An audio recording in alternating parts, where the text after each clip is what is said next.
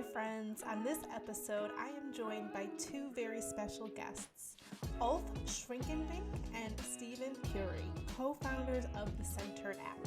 Together, in response to the growing influence of distraction technologies, Centered was created to help people be more productive by getting into deep work states quicker and staying there longer. It's not just a to-do list app. Centered is changing the way we think about work fundamentally. We discuss their experiences in creating this mindfulness app that helps you get work done faster and happier.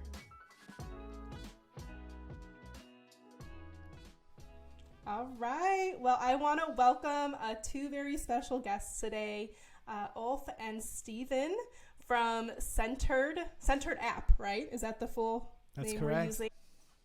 Perfect. I'm really jazzed for our conversation today because not only are we like kindred spirits, I think, around the world of work and how we're thinking about, breaking some paradigms perhaps that we've built up along the way around what work is, what productivity is, but also you all have created a resource, and I think something that's going to kind of change the way we think about work. So I'm excited for you all to talk about that. Let's start with just introductions. Tell us who you are, what your role is with Centered app, and then what makes you human. And maybe Stephen, we'll start with you, and you could pass it on. I would be happy to. I am Ulf's co-founder. He invited me on this merry journey. My background is I came to California. I was a young engineer at IBM. I got into the business of film. I did mainly action movies as a visual effects person initially, and later as a studio executive at 20th Century Fox and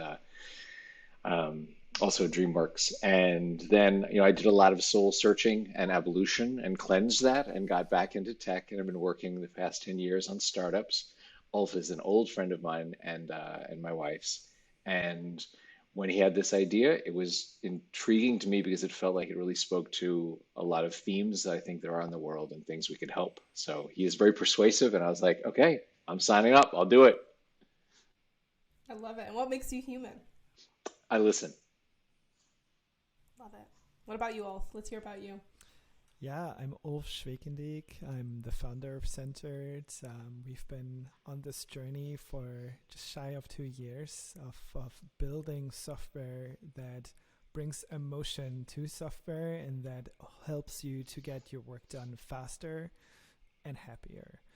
And what makes me human is that I believe that life is an iteration. Every single piece of it, that it's a constant improvement and failure and learning from it and just getting better every day.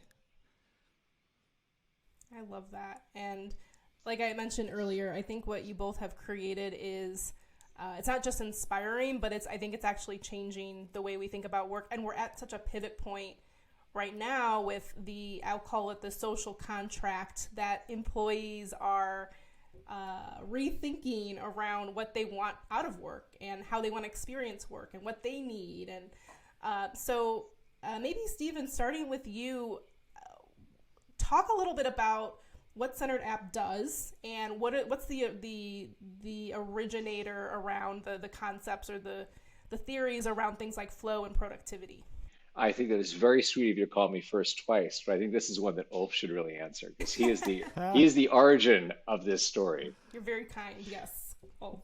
He's a so much better storyteller than I am, but I'm gonna give it a try, and you get to listen to my lovely German accent a little bit longer. So we're trying to help you with Centered to do something great and to reclaim the time of deep work, or something that we call flow. If you don't know what flow is, you can imagine that time you've been in an airplane for like a work trip and you had to be completely disconnected from the internet and open your computer and started writing something, or so like writing a long email, or for me, I'm an engineer, writing some code, and you realized if you tune off all these distractions around you, you have like some like humming of the engines going around. There's nothing really that distracts you at all anymore. you get so much more work done and you do so much more meaningful work. You might even get like ideas you would have not gotten. So, and I truly believe we're living now in this world where we should be a lot more measured about what we produce rather than how much time we spend on something. So, and in order to do that, I think we have to rethink the way we work. And I think we help you with our tool and our software to join this movement of like learning how to rethink the way you work. And believe it or not, the people that are already following us and doing this are getting so much more work done than before by just following our methodology of our app. And I'm happy to tell you more. Or like maybe like Stephen, that's like a good segue over for you to like tell us like what does Center do? So I'll tell you a little lead into this is when Ulf originally described this to me, he was talking about a mindful to-do list. And those words didn't originally mean to me what they do mean now. And Ulf, to his credit, went off, built a prototype and said, well, I think it's sort of like this. Because initially I was like, I love you, I support you, and I'm gonna cheer you on, but I don't fully understand the place and the problem and the solution there. And when Ulf showed me what he had built, his first version, it was clear it was really about these themes that Ulf brought up just now, which is it's emotional software. It is not just a word processor, but it's something that's supposed to elicit an emotion and help you provide that to yourself in almost a sense of self-care, of saying, I'm going to take this time every day. And by doing this for myself, the same way like I have a daily yoga practice, like I do that for myself and it elicits in me a certain set of feelings and probably like, neuro sort of chemical responses that make me different on that day. I can feel the days that I miss yoga. And Ulf created something where he said, I think this is what I meant, is that we can create emotional software that allows people to get their work done in such a way where they feel better about it. They've spent less time doing the same output. And that for us has led to a culture where internally, Ulf and I, we encourage everyone to take flow time every day, where it's like you're not expected to be responsive on Slack in 2 minutes. People can't bug you. Obviously, if they need you, text, call, and find something if there's a fire burning in the third floor, but otherwise it's like, oh, that's right. This is the time you're going to do your deep work, your flow time, we call it. And that's something that I think is very interesting about what, Ulf created, was this sense of how do you be mindful about your work and bring that happiness? So yeah. That's kind of where we are. And the interesting thing is that like Centered, when you open up for the first time, it has a to-do list aspect of it. We give you the options to write down the things you need to do to organize your work, like any other simple to-do list would do. But we decided we're not stopping there, and we think that every other to-do list fails at actually helping you to get your work done. They're great about planning. They're not great about helping you to be present and get your work done. And that is what Centered really is. You pull your task into a current flow session. You time box every task. You think about how long it will take you to do a certain thing. And then you hit play, and we put you into a mode that puts you into a deep work state quicker by showing you a little mini player always on your app, always on your computer, reminding you the one task you're supposed to be working on, because context switching is very unproductive and very expensive, and we do it all the time just by nature. So we're helping you to retrain yourself to focus on one thing at a time and only at one thing at a time. How do we do that? We're showing you what you were supposed to be doing right now. We're having a counter that goes down on like your estimated task time. We play focus music that we designed ourselves with amazing musicians together that help you to stay in flow, that don't distract you, they for instance have a certain beat pattern. They have no vocals, because vocals are triggering a part in your brain to like out of a sudden do speech processing, and that is again like a context switch for you. So there's specific music that helps you to stay in flow longer, and we have that music for you. Lastly, I'm not sure if you have been there. I'm sure some of your listeners have been, where you're coding or writing or doing something creative. You think you're in flow all night long, and you're just like trying to get that last paragraph done or trying to get that last script written. And you realize you have not drank any water for the last 2 hours, you have not gotten off your desk for the last 2 hours, and you're kind of stuck. So we help you as well with that. We actually follow a method called the Pomodoro Method. That is, you can specify how many times an hour you want to take a break. So you can say every 25 minutes, I want to take a 5-minute break. And Centered helps you to facilitate that, to say it's like, okay, take a breather. Like we have a breathing exercise in our app, for instance, on these breaks. Like take a super quick breather, refresher, like take some water, get up, do something, and then dive back in. And you'll notice that you get your work so much quicker done if you actually take breaks as well. All of this, when I say emotional software, comes from amazing technology and amazing content. The music is one piece to it. The last piece that I haven't mentioned yet is Noah. Noah is your guide in a flow session. Noah is an audio guide that looks a little bit over your shoulder, sees what you're doing, and tries to help you stay on task by telling you you're getting distracted. For instance, if you're opening up Twitter or YouTube or whatever gets you distracted, to like trying to pull you back to monotask and continue to work on that one task. He'll give you time announcements. He'll just crack a joke from time to time to keep you engaged. He's a lovely, lovely assistant. Oh, I love that. I wish Noah was on the podcast too. We can arrange that next episode. We can get that done. I love it. And his voice is way better than ours. Trust us. Agreed. Well, gosh, just to kind of break down some of the things that I'm hearing, things that are happening in the app, but I think just tactics for our listeners to keep in mind. I think the guided piece of your tool is so important, but, there's very simple concepts to pull out of that. I always think about the just creating space, right? Absolutely. Creating space to think, but then also to work on one task at a time. I tell my husband all the time, I'm like, multitasking is not a thing. Our brains can't do it. Although he tells me I multitask all the time, I'm like, I can't. And I think a lot of people, I think just traditionally in the workplace, we've kind of, it's a coveted skill, multitasking, wearing many hats. You see all these things in job descriptions, interestingly enough, and they're not very human because our brains don't like it. Absolutely. I think actually, especially, we're living in the startup bubble, being startups where like startup founders have to wear many hats, and it doesn't mean to multitask. To me, it means to my life is like, for 2 hours I'm a designer, for the next hour I'm in fundraising mode, for the next hour I'm an engineer. And that means many hats, not what a lot of people conceive as like, oh, you have to do 7 things all at once. You're right. Our brains are not designed to multitask. That's why it's so slow. Microsoft has done so much research on what it means and how bad task switching is in our head. And that is why this concept of monotasking is so important, so rewarding too. If you get to it, it's amazing. You're like a lot of our customers, like we're talking about 3 hours later, they're done with all their work that they usually take in a whole day. And just because they did not switch the entire time over from one task to another.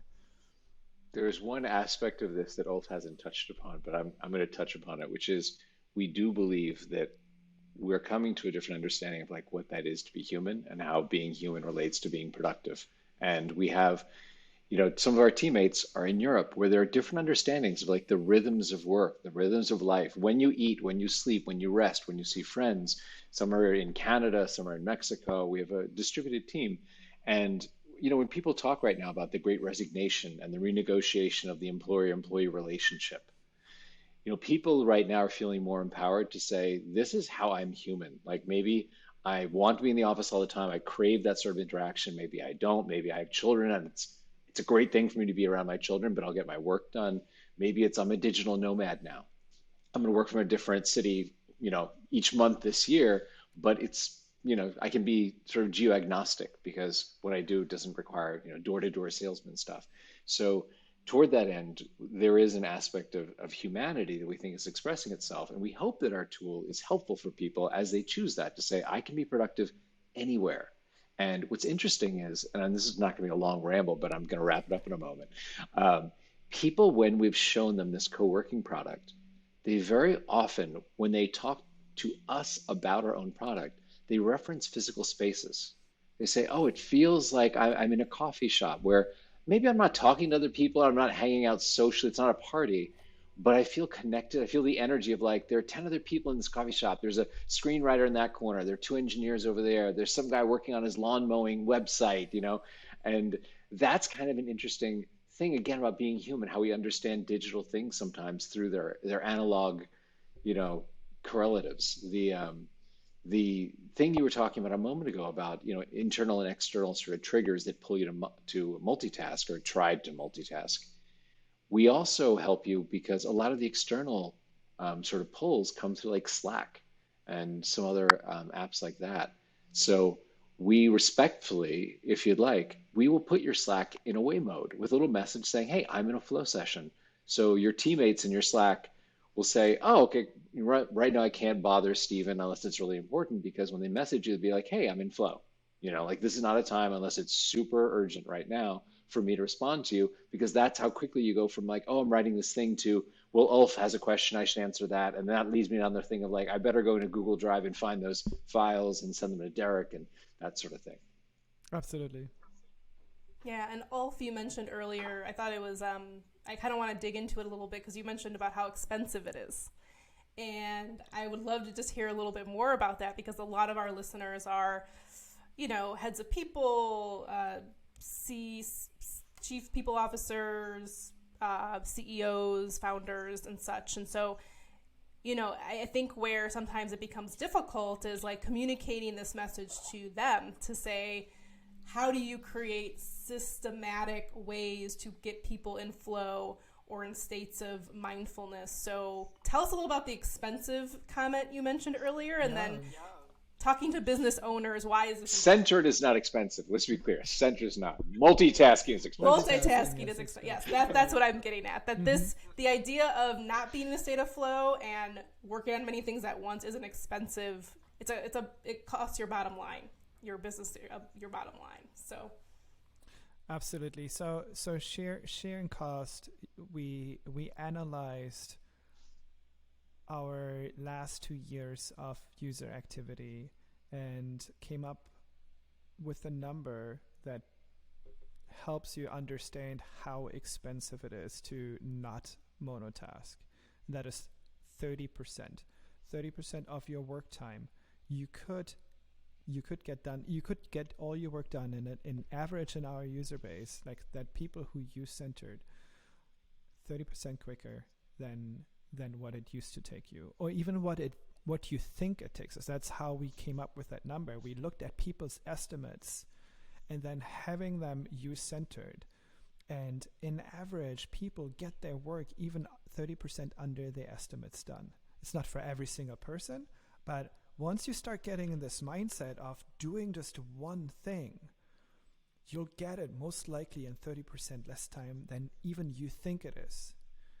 And that is, to me, that is where like businesses think about 30% of your workforce savings. That is in the, depending on the size of your business, that is like ginormous. That is like not like an $80 a year subscription for like a single person. That is like 100x more than that you would save by being a little bit more mindful.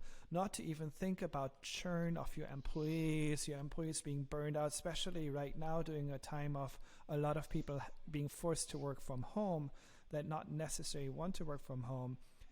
I feel like the beginning of the pandemic, it all started with like, oh, this is so great, I don't have to commute anymore. Yes, commuting sucks, and we should figure out how to be better at that.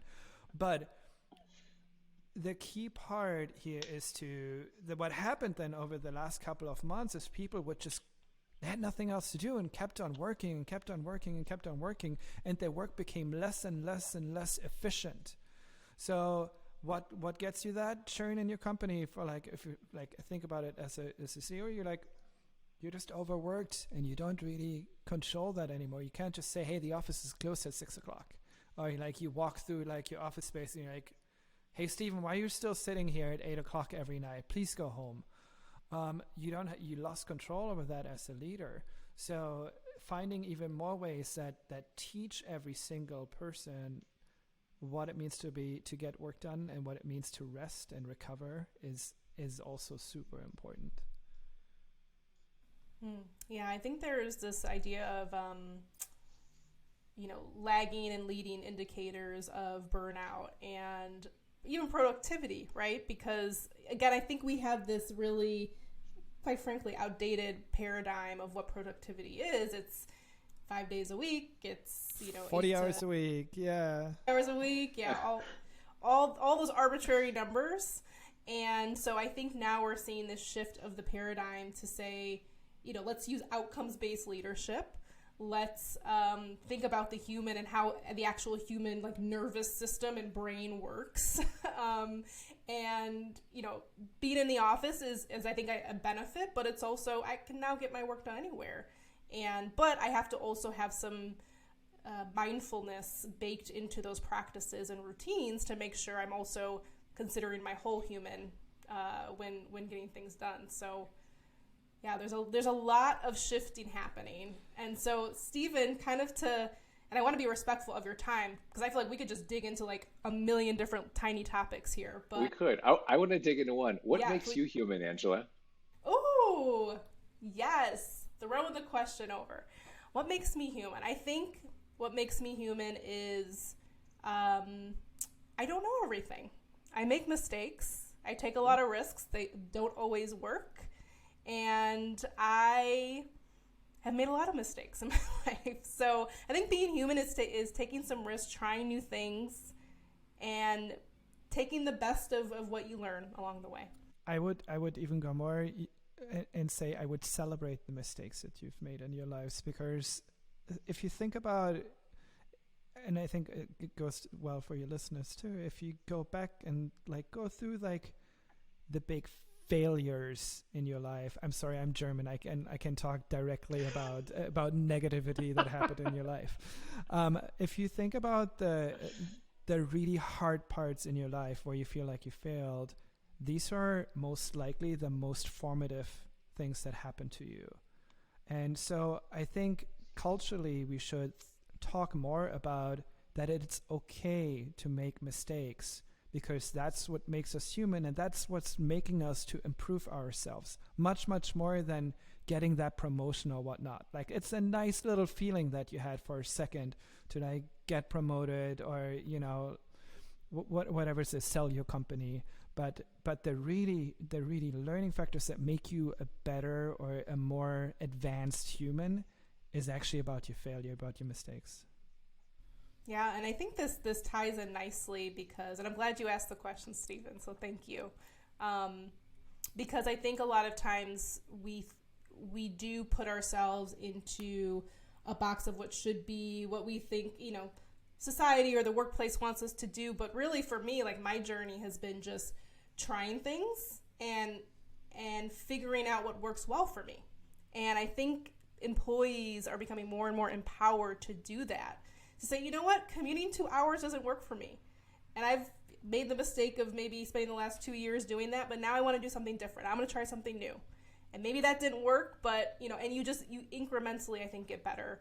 And you incrementally find the space where you can thrive. And that's really what I think leaders and businesses and companies should be doing to help employees as well, is to do that exploration, to fail, to give the permission to fail. Give the permission card to say, you know what, that didn't work out, but let's talk about what you learned and we'll be better next time.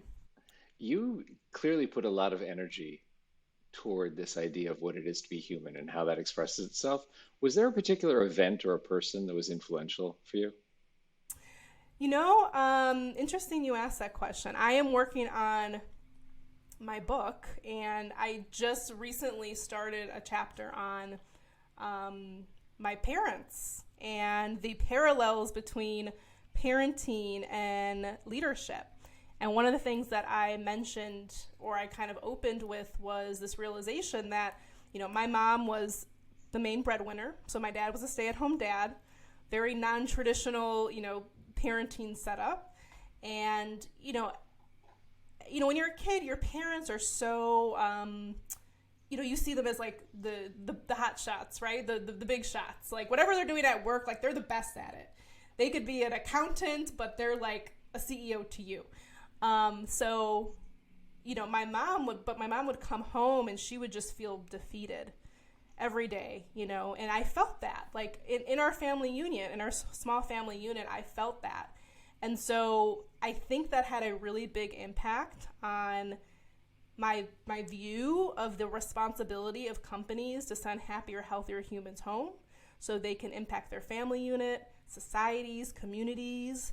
It's a ripple effect. And so if I could think of one person, it's probably my parents collectively, because my dad is another force of nature, but that'll be a whole other podcast episode to talk about him. So that is very interesting to hear you say that, because I'll tell you, having known Ulf for the better part of a decade, and now he has, a 3-month-old at home, something I said to you, I think about a month or so ago, Ulf, was having a child and being a parent. I have never seen Ulf so loving and compassionate and thoughtful as a leader as since he had a little life to take care of. And that's been a marked sort of like, as Ulf always iterates on himself and works to self-improve, that's been amazing, just having front row seat to see that. It's so interesting. A really good friend of mine gave me the spiel just before I became a father and I thought this analogy is just the best analogy ever. It like resonated so well with me, so I'm going to share it with you now. Is becoming a parent feels like walking through a portal into a new world. That tree outside your door is still the same tree, and yet it is completely a different tree. The car on the street is still the same car that drives by every day, and it's out of a sudden a completely different car. I could have, before I became a dad, I thought, like, oh, that's interesting. Yeah, I can see this, but experiencing it, like how the world and your belief system changes so dramatically after becoming a parent is fascinating. The best thing that happened to me. And what you said, Angela, about your mother, and how you saw her, she was the breadwinner of the family. If you look at the constructs that and I'm not going to say that I'm religious or atheist in this regard, but if you think about how we construct religion, it is very much about when we are too young to understand abstract concepts like religion. Our parents are our gods, which is why we look at them in that way. And at some point realize they're not God, but they were. And we later create that with superheroes, often with comic book characters, like they become our new gods. And what's interesting is if you then look at how we've created religion and created these comic book characters, these superheroes, they often are just a reflection of our families. They're just recreating the family life. And most of them can be, in a very reductive way, boiled down to, oh, this is a story of a brother and sister, the Wonder Twins, or this is a story of, a family where The Incredibles is a great example, because the guys at Pixar are very smart about this. The Incredibles is almost a meta movie about superheroes, because it was literally saying, like, do you get it? All these movies are about a family. We'll make a movie about a family. And it was, sort of that inside Hollywood kind of joke of, that's what you're doing, is you're just saying these are family dynamics, but by the way, Ulf can fly. Right. Let's add a little bit of spice in the mix. But yeah, it comes down to that core, which is, that's fascinating. That's a fascinating way to look at it. And I think, I was processing with my publisher about the idea of, like, she wants me to include a parallel between how I viewed the workplace then and like what I've learned along the way and the different parallels. And it's good.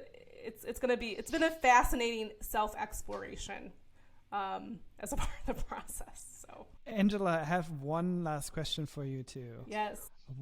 Since you're writing a lot, what do you do to get into the zone and keep on writing? Well, I have used flow tactics most of my career. I'm not great at them. I'm not good at meditation. I'm horrible at meditation, but I am a creature of habit. So routines work really, really well for me. So the wind up, the wind down every day. Stephen, what you said resonated with me around like when I don't do yoga, I feel it. I feel a difference. I know the things that if I don't do them, I will feel a difference. So routine, and also having a community of people. I'm currently working with my publisher and a community of other writers, and being able to process from different experiences, because I'm writing these experiences on paper, but when I hear people read them and then say back to me how they processed it, it's fascinating.